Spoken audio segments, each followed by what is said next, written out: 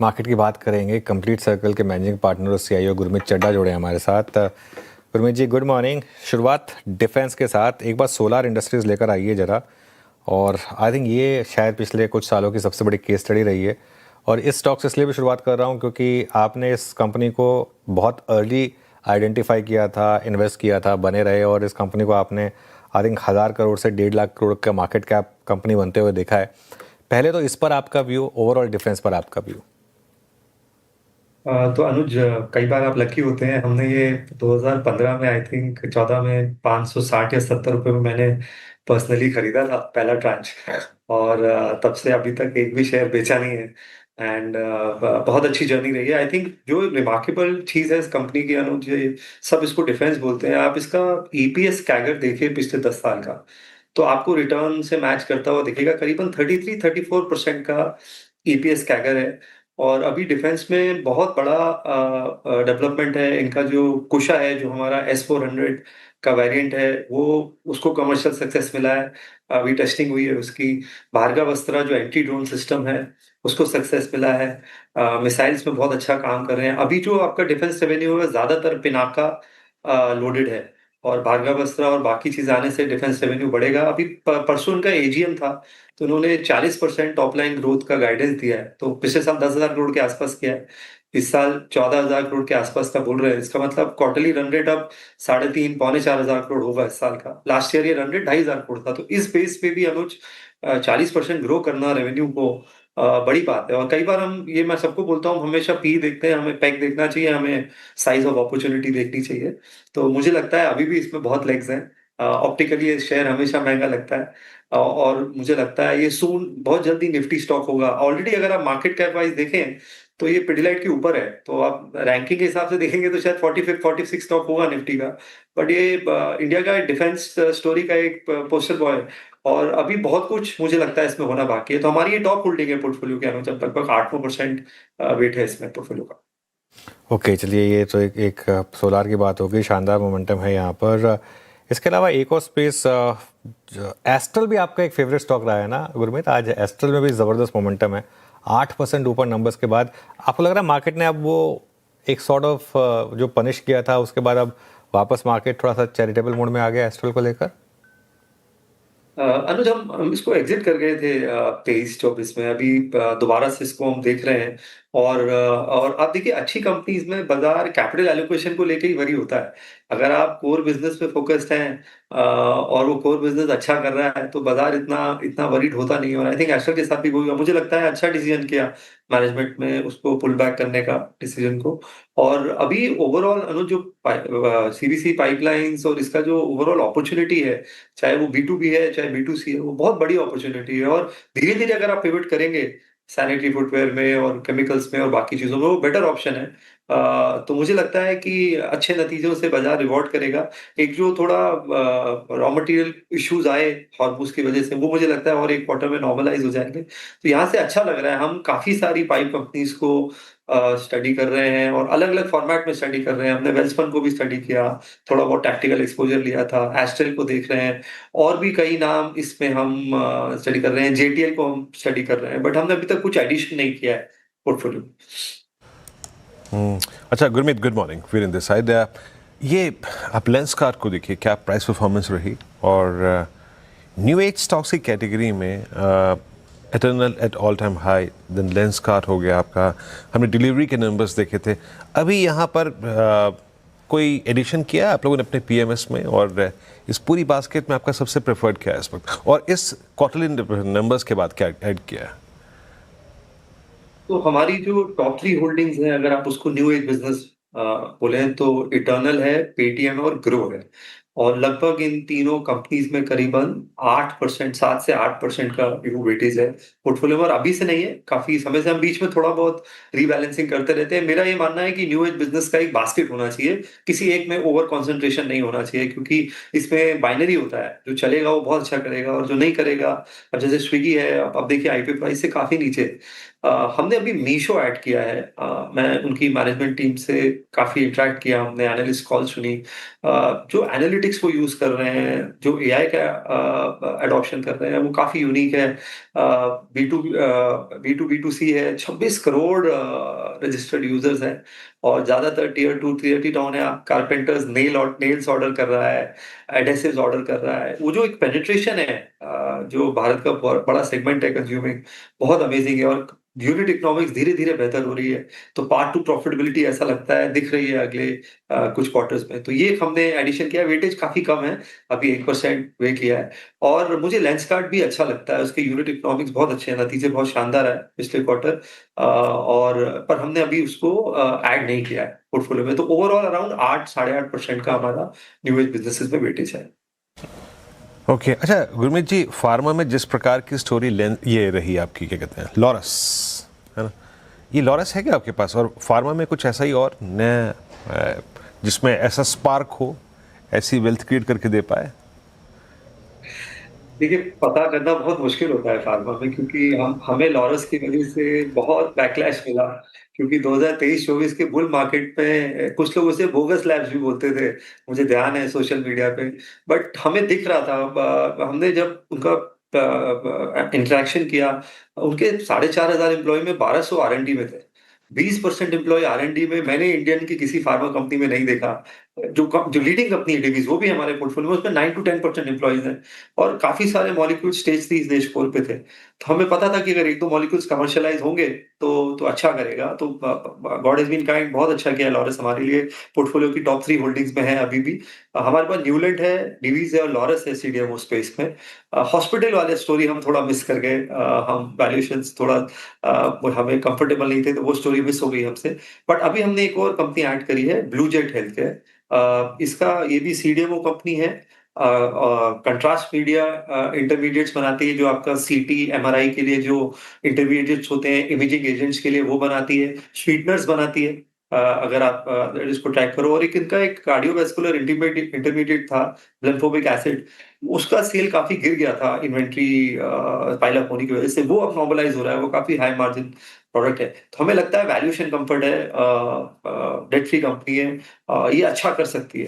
तो ये हमारे पोर्टफोलियो में अभी फार्मा में रिसेंट एडिशन है। ओके, चलिए ये आपके कुछ रिसेंट एडिशंस हो गए यहाँ पर।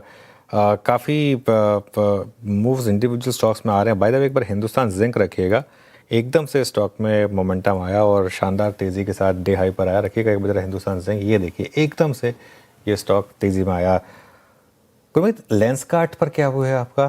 क्या शानदार नंबर्स, एक हेटेड आईपीओ जिसने पैसा जनरेट किया और इन्वेस्टर्स को रिवॉर्ड किया।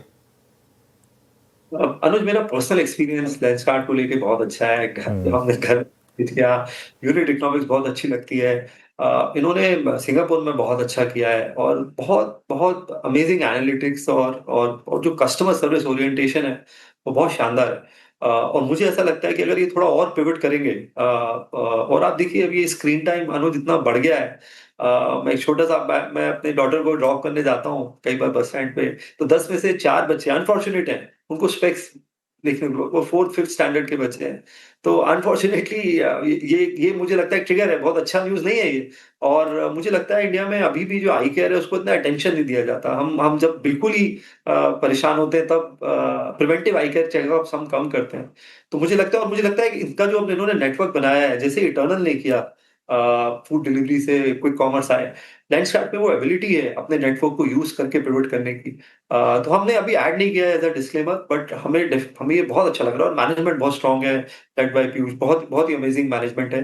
तो हम काफ़ी कंस्ट्रक्टिव हैं इसको लेके। जब एडिशन करेंगे तो डेफिनिटली आपसे चर्चा करेंगे। अच्छा गुरमीत, फॉर सम रीजंस अगर आप देखें, चाहे वो वीकली कॉन्ट्रैक्ट की एक्सपायरी हो, देन कैश डेरिवेटिव वॉल्यूम्स में आगे जाके पता चलेगा हमें इस सिस्टम का इम्पैक्ट क्या पड़ेगा, बट इस पूरे सेगमेंट पे काफ़ी बड़ा प्राइस डैमेज है। वेदर इट्स अब देखिए डिपॉजिटरीज पे भी प्राइस डैमेज है। लुक एट एनएसडीएल, सीडीएसएल, एक ज़माने से परफॉर्म नहीं किया। ग्रो, देन आपका एंजल वन में सिवियर प्राइस डैमेज। एएमसीज वो भी स्ट्रगल कर रहे हैं।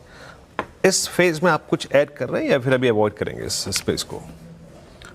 नहीं, हमने एसबीआई फंड्स ऐड किया पोर्टफोलियो में। मार्केट लीडर है, मुझे लगता है थोड़ा सा ज्यादा डिबेट है उसकी क्वालिटी ऑफ अर्निंग्स को लेके। थोड़ा मार्केट शेयर आप इस साइज में आएंगे तो थोड़ा कम होता है, क्योंकि बड़े फंड्स में अल्फा निकालना थोड़ा इतना डिफिकल्ट हो जाता है। एक बार आपका फंड 50,000 करोड़ का हो जाए तो आपकी एबिलिटी जो स्मॉल कैप्स लेने की है वो कम हो जाती है और टेल बढ़ती जाती है, तो वो थोड़ा सा चैलेंज आता है। बट बहुत शानदार फंड हाउस है, उसका पेनिट्रेशन मैं देख रहा हूँ कई प्रोडक्ट्स में हर पिन कोड से एप्लीकेशन आता है। तो कुछ से इनके फंड्स हैं, बैलेंस एडवांटेज, एसबीआई कॉन्ट्रा, जहाँ पे 80-90% इंडिया के जो पिन कोड्स हैं वहां से कस्टमर पेनिट्रेशन है।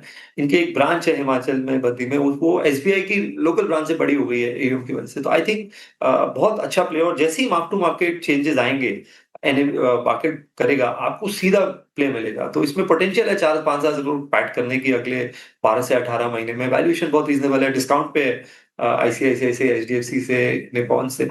और बहुत अच्छी टीम है इनकी, जो पूरी डेट और इक्विटी की टीम है, मैं बहुत क्लोजली इंटरेक्ट करता हूँ। बहुत ही अच्छी है। तो ये हमने एक ऐड किया है रिसेंटली पोर्टफोलियो में। ग्रो हम हर हर थोड़े बहुत करेक्शन पे ऐड कर रहे हैं। और मुझे ऐसा लगता है कि कहीं न कहीं मार्केट थोड़ा-सा ओवरसोल्ड है इस साइड पे, कैपिटल मार्केट प्ले पे। और जो स्ट्रेंथ है मार्केट की इतनी एफआई सेलिंग के बाद, ये जब भी फ्लो रिवर्स होंगे, और मुझे लग रहा है हम इस टिपिंग पॉइंट पे हैं वीरू, मैं ये शायद बोल्ड प्रेडिक्शन दे रहा हूँ। आई थिंक सेकंड हाफ में आपको फ्लो सरप्राइज करेंगे, इंक्लूडिंग एफआईएस के। इतना अच्छा मैक्रो इकोनॉमिक डेटा है। बैंक क्रेडिट देखिए, direct tax collection, net direct tax collection देखिए आप, 23% ऊपर है। जीएसटी कलेक्शन 11-12% ऊपर है। सारे हाई फ्रीक्वेंसी इंडिकेटर्स अच्छे हैं। मैं थोड़ा हैरान हूँ कि लार्ज कैप में इतना इतना प्रेशर क्यों है। आज आप देखिए जियो में मोफा आया है उनके क्रेडिट स्पेस में। आप देखिए सडनली एक फ्लड आ रहा है, चाहे एमिरेट्स हो, जापानीज बैंक्स हो, और अब ये जेबी करके इंडिया में आ रहे हैं। ये पहले गलती नहीं कर रहे हैं 2000 वाली, जब खुद आ गए थे। तो मुझे लगता है कहीं ना कहीं बीएफएसआई वापस से इसको लीड करेगा, और मुझे लगता है ये फ्लोज रिवर्स होंगे, तो वहां पे कैपिटल मार्केट प्ले आपको बहुत हाई बीटा प्ले देगा। ऐसा मेरा मानना है। हम्म, भारती पर क्या व्यू बन रहा है अब? गुरमीत, कल भारती ने एक इफेक्टिव प्राइस हाइक किया, स्टॉक पे जबरदस्त रैली है कल और आज के बीच में।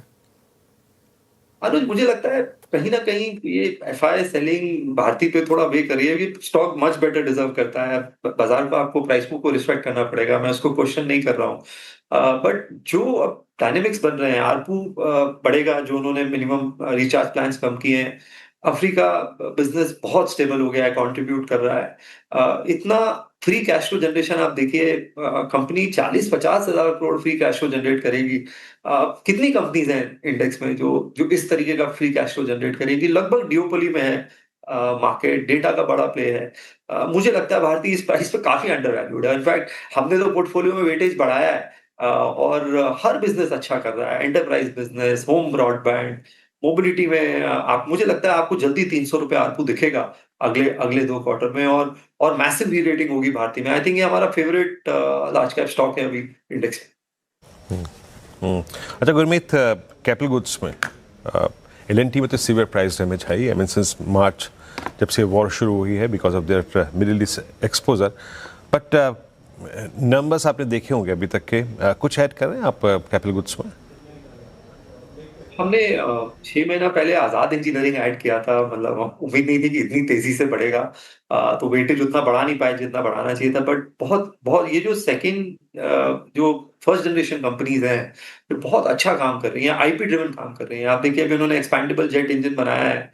इसका एप्लीकेशन मिसाइल्स, ड्रोन्स, कहाँ होगा हमें भी नहीं पता है, जो उन्होंने डीआरडीओ को दिया है। उसके अलावा ऑलरेडी बहुत अच्छा काम कर रहे हैं एनर्जी स्पेस में, चाहे वो एरोफॉल्स हो, ब्लेड्स हो जो बनाते हैं। तो मैं बहुत इम्प्रेस्ड हूँ उनके आर&डी और आईपी फोकस पे। हमने एक छोटी कंपनी पीछे ऐड करी थी, हिंद रेक्टिफायर, जो कि ट्रांसफॉर्मर्स बनाती है और ट्रैक्शन मोटर्स बनाती है रेलवे के लिए। अब वो उनको यूएस से ऑर्डर्स मिल रहे हैं, ग्लोबल प्रेजेंस बनाने की कोशिश कर रहे हैं। बहुत सारे फर्स्ट जनरेशन एंटरप्रेन्योर्स हैं जो प्रिसीजन इंजीनियरिंग कर रहे हैं, और मुझे लगता है ये एक सबसे बड़ा टेक अवे है इस बुल मार्केट का। और बहुत ऐसे और प्लेयर्स हैं जिनको हम ट्रैक करें। आप सनसेरा इंजीनियरिंग देखिए, वैल्यूएशंस ऑब्वियसली सबके स्ट्रेच हो गए हैं क्योंकि पिछले 3-4 महीने में मैसिव मूव आया है। बट बहुत अच्छे ऐसे बहुत सारे एग्जांपल हैं जो हमने पोर्टफोलियो में ऐड किया। और मुझे कहीं ना कहीं लगता है हमारे जो पुराने एंटरप्रेन्योर्स हैं, बिजनेस ग्रुप्स हैं, कहीं ना कहीं वो एआई भी मिस करा है उन्होंने। और और ये जो इंजीनियरिंग स्पेस था, एनर्जी में प्रिसिजन इंजीनियरिंग स्पेस था, उसको भी मिस किया है। तो कहीं ना कहीं आई थिंक वो gap first generation entrepreneurs fill up कर रहे हैं, और जो कि अच्छा है बाजार के हेल्थ के लिए। कहीं ना कहीं मुझे लगता है टॉप बिजनेस ग्रुप्स जो R&D पे फोकस होना चाहिए था, फाउंडेशनल टेक्नोलॉजी पे फोकस होना चाहिए था, वो मिसिंग है। मे बी एक आध एक्सेप्शन आप हटा दीजिए, बट ज्यादातर मिसिंग है। ओके, चलिए गुरमीत जी, बहुत बहुत शुक्रिया आज हमारे साथ जुड़ने के लिए, अपना समय देने के लिए हमें, और इन सब स्टॉक्स पर बात करने के लिए।